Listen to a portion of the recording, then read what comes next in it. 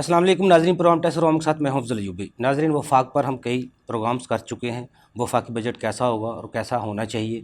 आज हम खसूसी तौर पर पंजाब पर बात करेंगे और खसूसी तौर पर पंजाब रेवन्यू अथॉरिटी पर, क्योंकि ये प्रोग्राम टैक्स और अवाम है, टैक्स के हवाले से है। क्योंकि पंजाब रेवन्यू अथॉरिटी की इस साल में परफॉर्मेंस क्या रही, लॉकडाउन भी रहा, कोरोना भी रहा, इसके बावजूद उन्होंने अपने टारगेट पूरे किए। नाज़रीन, इससे पहले कि मैं अपनी गुफ्तगू का आगाज़ करूँ, माहिरीन सवाल से क्या कहते हैं उनकी राय जानते। आज हम बात कर रहे हैं पंजाब प्रपोजल के ऊपर, पंजाब बजट प्रपोजल के ऊपर। तो being a legal consultant, being a financial consultant, मैं तो दोनों भी बात करूँगा, क्योंकि फेडरल बजट भी है और जो है ना सूबाई बजट भी है। तो इनकी प्रपोजल्स के लिए जो हमारी तरफ से जो प्रपोज़ल है वो मैं रिकमेंड करना चाहता हूँ। जैसा कि आज जो है प्राइम मिनिस्टर पाकिस्तान ने बजट प्रपोजल्स के लिए मीटिंग कॉल की है, जिसमें चेयरमैन बोर्ड ऑफ FBR और फाइनेंस मिनिस्टर ने शिरकत की है। तो वो भी डिस्कस कर रहे हैं। तो हम अपनी प्रपोजल्स को सबमिट करना चाह रहे हैं, जिसके अंदर पहला जो है कि हमें तो पता है कि हम IMF के प्रपोजल्स के अंदर हैं, उनके प्रोजेक्ट के अंदर हैं।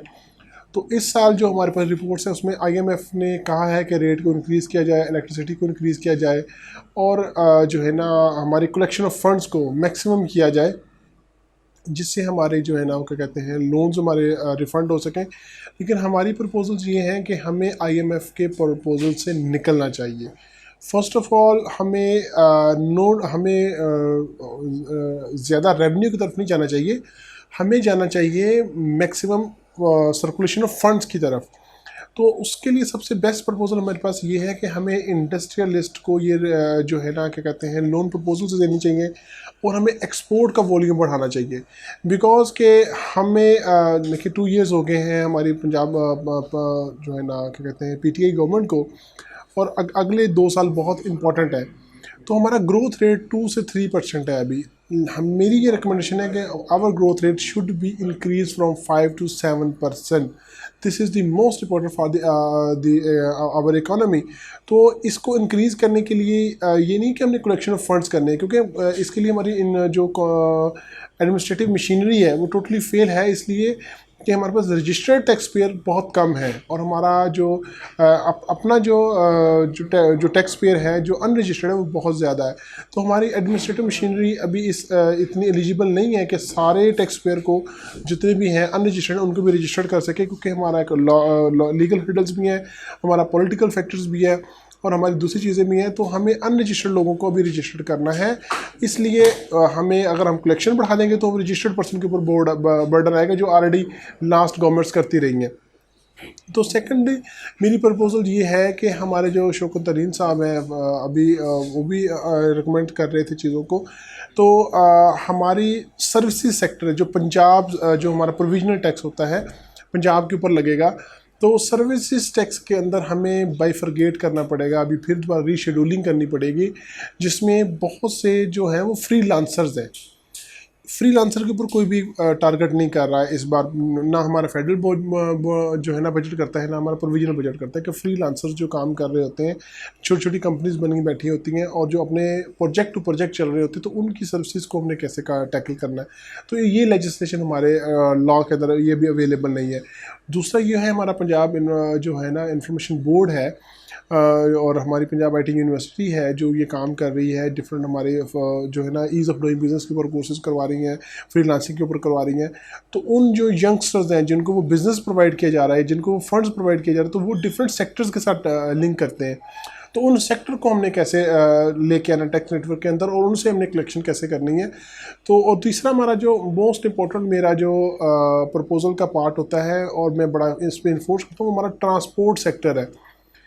हमारा ट्रांसपोर्ट सेक्टर के तरफ ना तो हमारी फेडरल गवर्नमेंट इस पे ध्यान दे रही है, ना हमारी प्रोविजनल गवर्नमेंट इसके ऊपर कुछ देख रही है कि ट्रांसपोर्ट सेक्टर एक कलेक्शन का बहुत बड़ा ज़रिया है, जिसके ऊपर हम ट्रांसपोर्ट टैक्स ले सकते हैं, जिसमें हम उनके रेट इंक्रीज़ हो चुके हैं, जो क्या कहते हैं इसमें दो है ना, एक तो लोकल ट्रांसपोर्ट है जो हमारी चलती है जनरल ट्रांसपोर्ट से, और एक हमारी जो है क्या कहते हैं मोटरवे की ट्रांसपोर्ट, जैसे फैसल मूवर्स है, अदर जो हमारे हैं, तो उनकी जो टैक्स कलेक्शन है। तो मैंने ये प्रपोजल पेश की थी कि हर गाड़ी को बार कोड लगा दिया जाए, हमें पता हो कि उसके अंदर कितनी टिकट्स बुक हुई हैं और उसके टिकट्स का कितना % हमारा जो है ना सर्विस टैक्स लगा है और वो हमारी कलेक्शन हुई है कि नहीं हुई।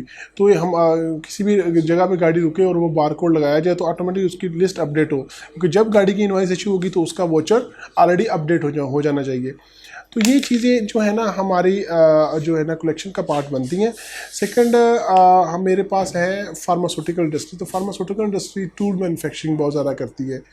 टूल मैन्युफैक्चरर और manufacturer, they are two kinds of two categories of manufacturer. Tool manufacturer is totally different from the manufacturer. अब हम मैन्युफैक्चरर को भी टूल मैन्युफैक्चरिंग का नोटिस भेज देते हैं और कभी कभी हम ये जो है ना इस पर असेस नहीं कर पाते कि वो टूल मैन्युफैक्चरिंग कर रहा है या मैन्युफैक्चरिंग कर रहा है। तो मैंने ये प्रपोजल पेश की थी कि हमारी प्रोडक्ट के ऊपर लिखा होता है मार्केटेड बाय और मैन्युफैक्चर्ड बाय। अगर जिस प्रोडक्ट के ऊपर ये दोनों वर्ड लिखे हों, इसका मतलब ये है कि जिसने मैन्युफैक्चरिंग की है वो प्रोडक्ट किसी और की है, जिसके पास फॉर्म 7 अवेलेबल है, तो वो टूल मैन्युफैक्चरिंग कर रहे हैं। तो जो इंडस्ट्री वो प्रोडक्ट मैन्युफैक्चर कर रही है, लिहाजा वो टूल मैन्युफैक्चरिंग कर रही है, तो उनको टूल मैन्युफैक्चरिंग का स्पेसिफिक नोटिस दिया जाए और उनको रजिस्टर्ड भी किया जाए और उससे कलेक्शन भी ली जाए सर्विसेज की। तो हमारी जो ना ये चीज़ें हमारी सीधी चल रही होती हैं। और फेडरल बजट तो बहुत इंपॉर्टेंट है। फेडरल बजट में हमारे पास क्या कहते हैं गवर्नमेंट एम्प्लॉयज़ की सैलरीज भी होती हैं, हमने मॉनेटरी फंड्स को भी देखना होता है, हमने इकोनॉमिक पॉलिसीज़ को भी देखना होता है। तो अभी हम जिस स्टेज पर हैं, हम देख रहे हैं अपने आप को ग्रो करना चाह रहे हैं और हमने अपने आप को देखना चाह रहे हैं कि हम अपने आप को जो है ना ये देखना चाह रहे हैं कि हम स्टैंड कहाँ कर रहे हैं। हम इस वक्त डेवलपिंग कंट्रीज़ हैं, हमने जो है ना अपने आप को ग्रो करना है और जिसकी बेस पे हमने कलेक्शन ऑफ फंड्स की तरफ नहीं जाना, सर्कुलेशन ऑफ फंड्स की तरफ जाना है। मैक्सिमम फंड्स आए, जैसे हमारी कंस्ट्रक्शन मिनिस्ट्री है, ये सर्कुलेशन फंड्स की तरफ से के लिए है कि लोग पैसा इन्वेस्ट करेंगे। सेकंड ये है कि हमें इस बजट में भी एक आधी एमनेस्टी अनाउंस करनी चाहिए, जिस एमनेस्टी के तहत हमने 2 प्रपोजल दें कि जो जैसे हमारा क्या कहते हैं अल्टीमेट बेनिफिशियल ऑनर है फॉर्म 45 SACP रिसीव कर रही है, इस तरह जिन लोगों ने कुछ एसेट्स डिक्लेयर नहीं किए हुए, स्टिल जिन लोगों ने एसेट्स डिक्लेयर नहीं किए हुए, उनके लिए अगेन एक एमनेस्टी आनी चाहिए जो अपने एसेट्स को डिक्लेयर करें, और एक एमनेस्टी आनी चाहिए जो एक स्पेसिफिक सेक्टर में इन्वेस्ट करें। नॉट ओनली कंस्ट्रक्शन सेक्टर, हमारा टेक्सटाइल सेक्टर बहुत ज़्यादा आगे जाना चाह रहा है, हमारी शुगर इंडस्ट्री आगे जाना चाह रही है, हम ऊपर से हमने लोकल मैन्युफैक्चर को प्रमोट करना है। हम इंपोर्ट जो हमारी कंज्यूमेबल गुड्स है ना इंपोर्ट्स, उनको हम रोक के हम लोकल मैन्युफैक्चर को अगर डेवलप करते हैं, लोकल मैन्युफैक्चर को आगे लेके आते हैं, तो ये हमारी इकोनॉमी को इंक्रीज़ करने का बेसिक पार्ट होगा कि हम लोकल मैन्युफैक्चर को प्रमोट करेंगे। और हम ये भी डिसाइड करते हैं कि जो बंदा नई इंडस्ट्री लगाता है, न्यू मैन्युफैक्चर रजिस्टर्ड होता है, उसको इलेक्ट्रिसिटी का कनेक्शन फर्स्ट जो 6 मंथ या 12 मंथ उसको डिस्काउंटेड रेट पे मिले इलेक्ट्रिसिटी का, क्योंकि हमारा वापडा का जो कनेक्शन है ये भी एक बड़ा हमारा अलमिया है, क्योंकि we are practical in field.